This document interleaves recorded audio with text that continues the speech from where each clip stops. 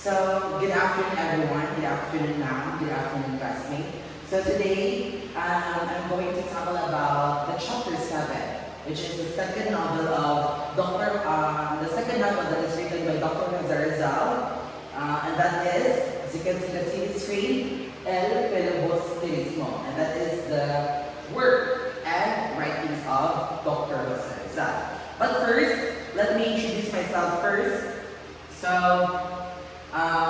malugod kayong tinatanggap sa aking klase. I am Rolando C. Salinas, and I am your reporter for today's discussion.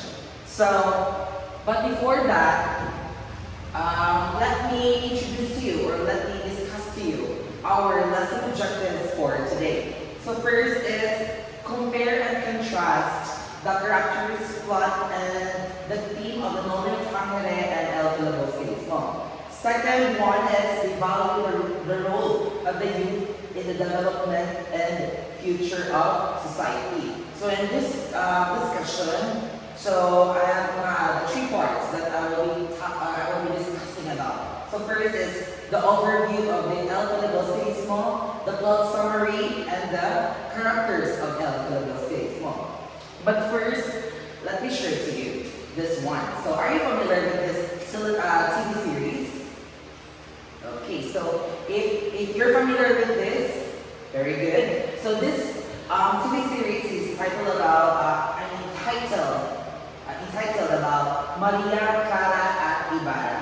So this TV series, Maria Clara at Ibarra, is a Philippine television fantasy drama series broadcasted by GMA Network. The series is based on the novels of Dr. Jose Rizal, the 2 novels, and that is the Nolan Tangere and El Filibusterismo, which is the adaptation of the 2 novels. So, let's proceed to our main topic of our discussion for today. So, let's have first the overview of what is El Filibusterismo. So, El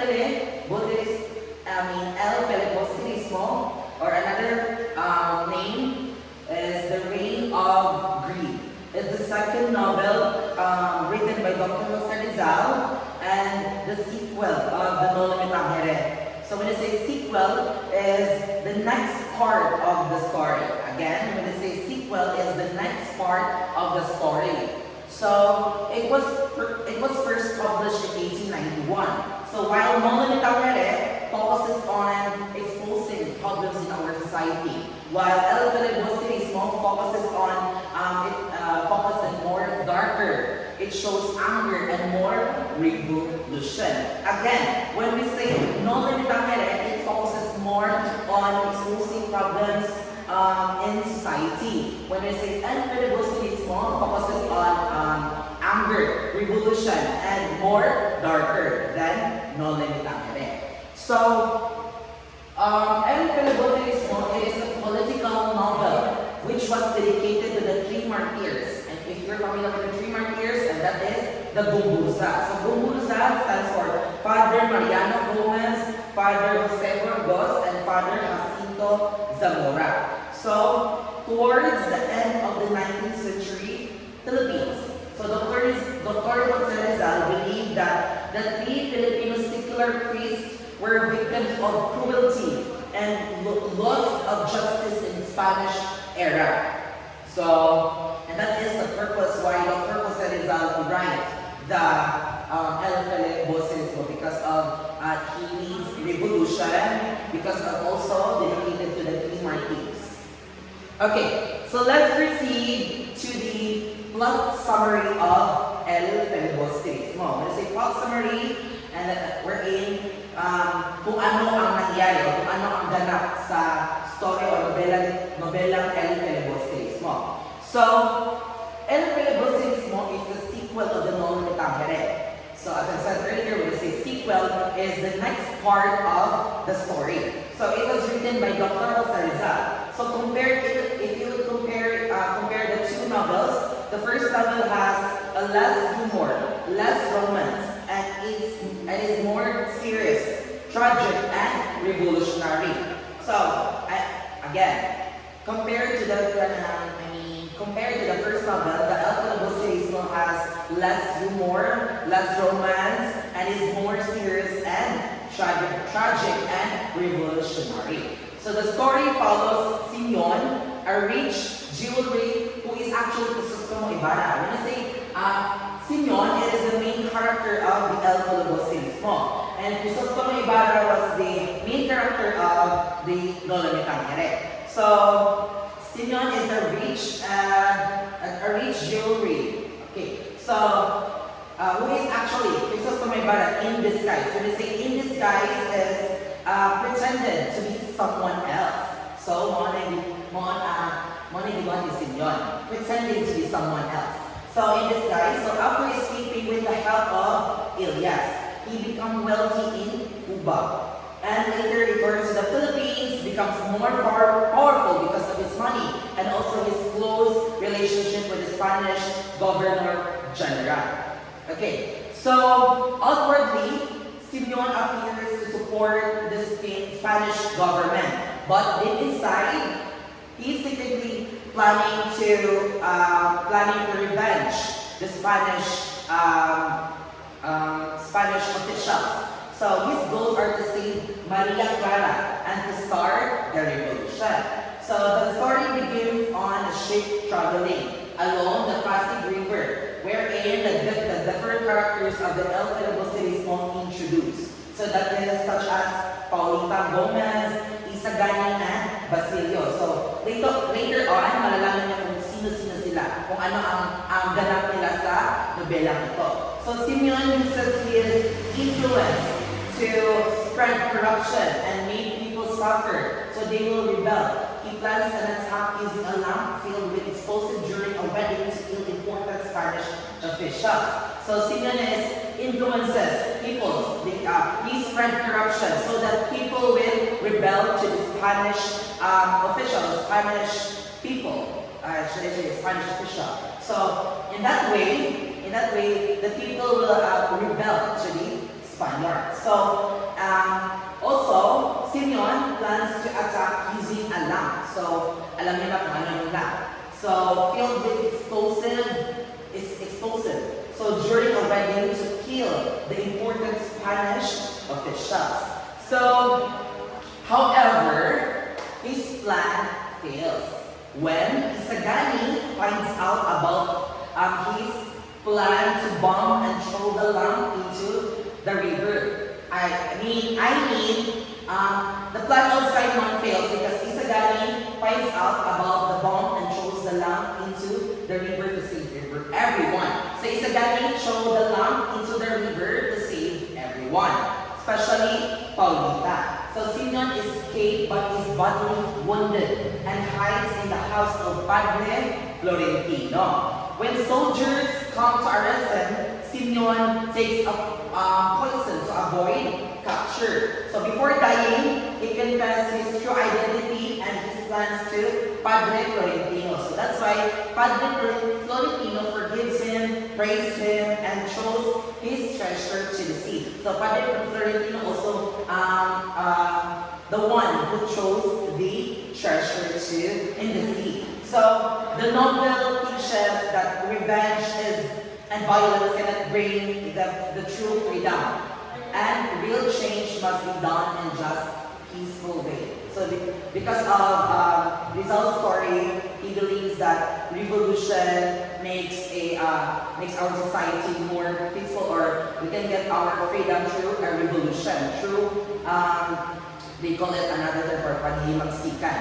So the next part, so let me discuss to you the characters or the main characters of the El Filibustero. So let's start with the main character, that is Simeon. So Simeon is actually transformed identity of Crisostomo Ibarra. So when I say, as I said earlier, Simeon is in disguise as Crisostomo Ibarra. So Crisostomo Ibarra is the main character of Dolomitang Here. That's why he disguised Simeon as Simeon in El Filibustero. So I say, in disguise is pretending to be someone else. So after the events of the first novel, Ibarra returns in disguise as Simeon, a wealthy jewelry with a great influence over the Spanish authority. Unlike Ibarra, who are more idealistic, so Simeon becomes more revengeful and revolutionary. So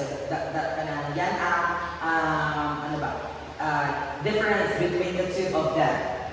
Okay, next is Basilio. Basilio is the son of Sisa, portrayed as emotional and reactive. Paulita Gomez, that is a boyfriend of Paulita Gomez, that is Basilio, being dumped for fellow student Juanito Pelaez.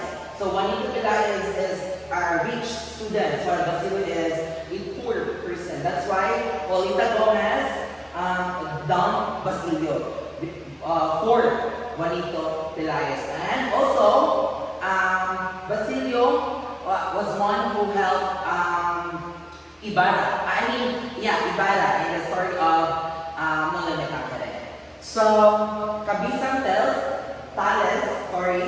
his full name is Telesforo Juan de Dios, a former Kabisa de Barangay. When I say Kabisa de Barangay, a barangay head, who resurfaced as the year Luzon Bandel Pagkalawi. At first, as I said, he is a barangay head. Due to injustice of Spanish officials, pang-aabuso, he became a Luzon Bandel Matanglawi. When I say Tagalog for Hawkeye. So when I say Bandel Matanglawi is Tulisan. He became a Tulisan because of injustice, pang-aabuso ng mga Spanish officials. His father is Old Man Telo. So dies eventually after his own son Tano. So Kabisang Tales has a son named Tano who became a Guardia Civil or soldier. Unknowingly shot his grandfather and encounter. So Tano accidentally shot his grandfather, Old Man Salo. So next is Don Costadillo. So his full name is Costadillo Salazar E. Sanchez de Monterredondo, a famous journalist who was asked by the students about his decision for the Academia de Castellano. In reality, he is quiet and ordinary fellow who married a rich woman in order to be a member of Manila's high society. So in short term, he is mapagpanggap because actually he is a poor person. But because of he married a woman that is rich in order to be a member of Manila high society. So another term, so Don Casadillo is mapagpanggap. So, Paulita Gomez. So, he is the girlfriend of Isagani and the niece of Doña Victorina. The old Indio, when they say Indio, a Filipino, who passed herself off as a peninsular. So, when they say peninsular, is Spanish person. So, who is the wife of the top doctor, fake doctor, and that is Tiborcio de Espadanya. So in the end, she and Juanito Pelaez went. So ikinasal sila and she dumps Isagani, believing that she will have no future if she marries him. He choose Juanito Pelaez because she believes that her life will be more stable than Isagani, because Isagani is a poor person. So she believes that she will have no future if she marries Isagani. So next is Father Florentino. He is Isagani godfather and a secular priest. Was engaged to be married but chooses a priesthood instead. So the family of Father Florentino chooses to be married to a woman, but he chooses to be a priest. He chose an assignment in a remote place, living in solitude near the sea. He became a priest because of family pressure. So, as I said earlier, sorry for the wrong information, because he became a priest because of his family pressure. So, and also he He's the one who throws the treasure of Simeon into the sea. Next is Julie, or Julie. She is the full name of Julie or Julie. She is Juliana de Dios, the girlfriend of Basilio, and the youngest daughter of Cabeza Mateos. So the role of Julie or Julie, she is innocent girl, and also she became a servant to the Spanish officials. And the story of El Calabozo is called minomolesta siya ng mga Spanish officials. So, next is Ben Zai. His real name is Abraham Ibanez. He is known for writing news and stories for newspapers. But he is a journalist who distorts the truth for fame or attention. When I say distort is pinapalitan niya ang mga true information to fake information for fame and attention.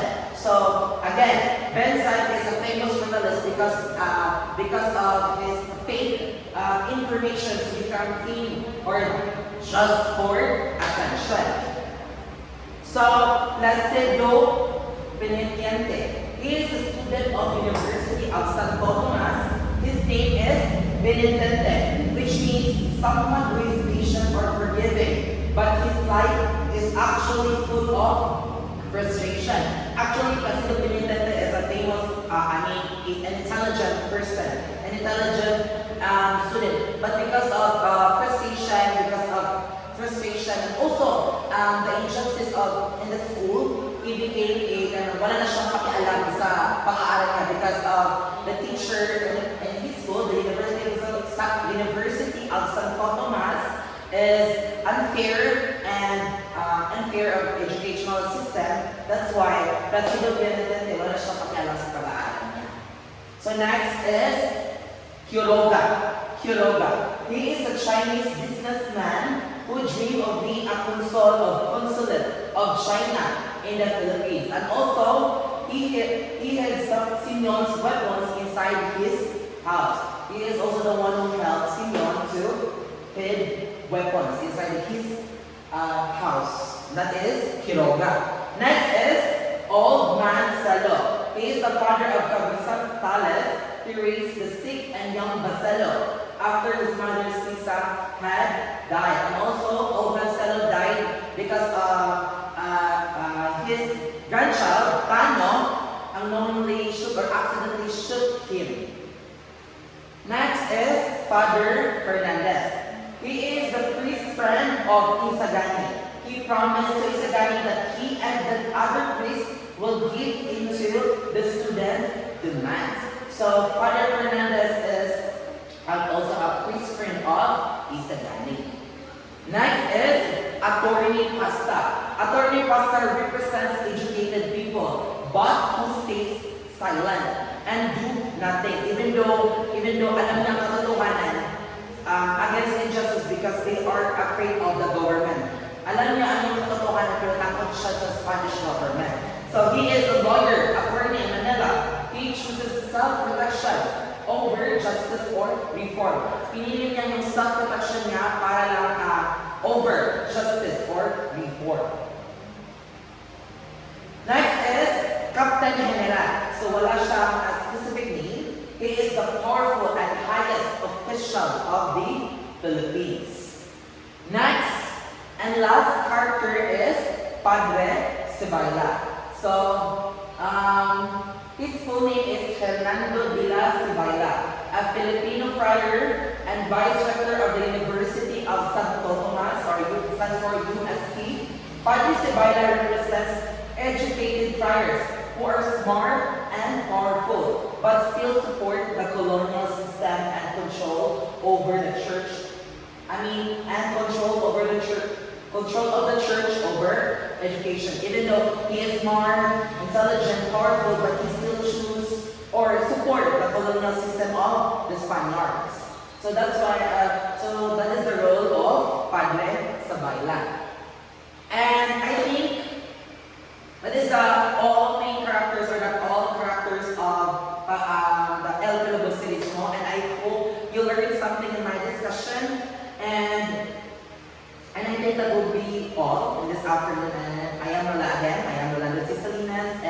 thank you for your active listening.